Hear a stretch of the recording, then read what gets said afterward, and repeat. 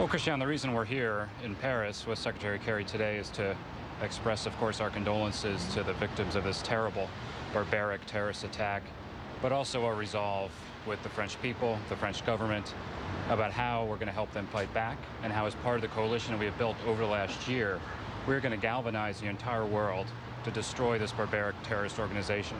We came here from Antalya in the G20, and you just sensed a new mood in the entire world to do everything we possibly can, economic, politically, militarily, to suffocate and destroy the networks. What exactly have you offered the French? I mean, is there a stepped-up intelligence sharing? What is it? Well, we are. The president announced yesterday a new intelligence sharing agreement with them to do more rapid intelligence cooperation. We had discussions with them about that today. The French were very clear to us. We saw President Hollande. He was very firm about their commitment to increase their airstrikes against ISIL. We're going to help them with that. We already are. We helped them with their airstrikes in Raqqa. Are there still targets? I mean, one of the things that we heard from American sources, officials, after the, this has been going on for a year now, more than a year. Are there still targets? There are targets, and there are especially targets when we're working with a force on the ground that's maneuvering. So just over the last 3 weeks, Christiane, Kurdish forces retook the town of Sinjar. Remember, yep. Sinjar, about 14 months ago, is where a lot of this started. ISIL taking Sinjar Mountain, the Yazidi slaves. We took back Sinjar yesterday.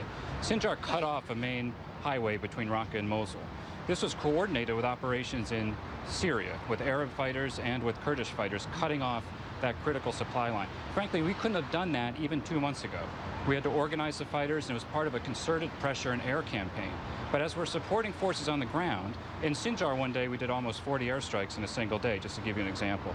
It's harder when we're looking with intelligence assets in the sky to look for static targets. But supporting forces on the ground, we can decimate these guys, and that's what we're going to work to do. So clearly in those instances it worked, and that leads people to say, well, actually it works when you have boots on the ground. Now, the president has made it clear, and most world leaders, certainly in Europe, that there will not be any Western boots on the ground for the time being anyway. So how are you going to mobilize and increase and scale up all these forces on the ground who are actually doing a job that's paying off? Well, Christiane, it's important. President Obama made a decision about a month ago to put U.S. Special Forces on the ground in northern Syria.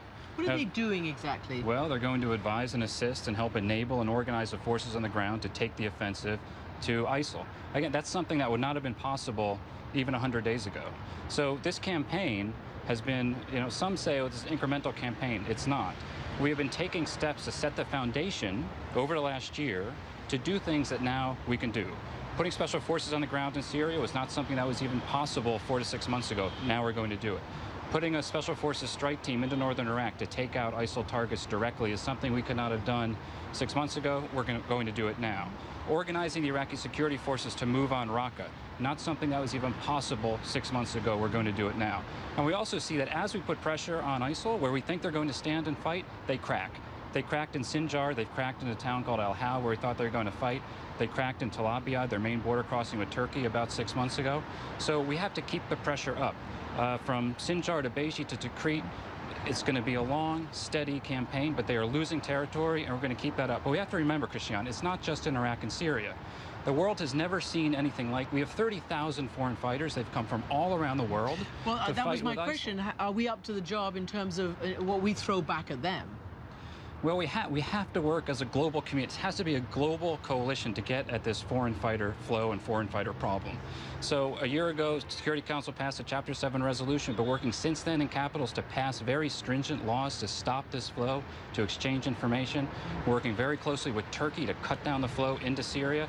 When foreign fighters get into Syria, we want to make sure they can't get out, but we're also working to make sure they can't get into Syria. We've worked in Syria to take away the entire northern border with Turkey. There's now about a 98-kilometer strip. President Obama sat down with President Erdogan 2 days ago in Turkey, and we talked very, very intense discussions about how to put pressure on ISIL in that area. We've deployed A-10 aircraft to Incirlik Air Base. We've deployed 12 new F-15s to Incirlik Air Base. This is all part of this concerted pressure campaign, because we're going to do everything we can to suffocate and destroy this network. What about the important relationship with Russia? I mean, you've kind of been working at cross purposes, according to all that we've been told by U.S. officials and other coalition officials, that there are two strategies instead of one strategy. Is there going to be one strategy for ISIS now with you and Russia together, or not? Well, we said since the Russians came in with their air campaign, what are you really doing? Are you really going against ISIL, or are you going after moderate opposition forces? And if you look at the airstrike statistics, it's been pretty lopsided against more moderate opposition forces. Now it looks like the Russians are taking a pretty serious concerted effort against ISIL. To the extent they do that, obviously that's welcomed. However, most importantly in Syria, we have to get a political track going.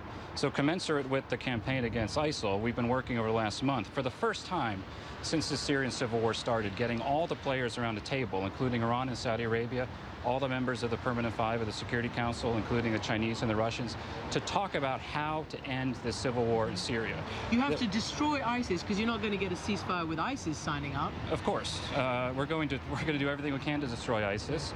And as President Hollande said, there could be a role for Russia in that. But most importantly for Russia, we want their cooperation in this very important political process. And all these countries in Vienna agreed